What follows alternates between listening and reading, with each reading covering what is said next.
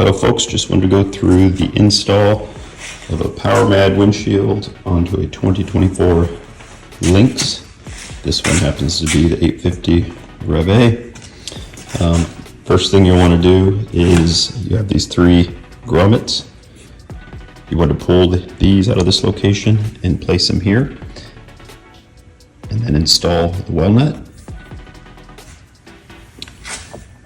that are given, and then in this location here, these are oblong. When you come from the factory, you'll drill them out with the 5/16 drill bit and then install the well nut into it.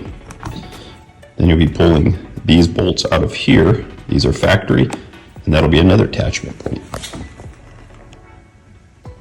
Okay, here's the installed PowerMadd windshield.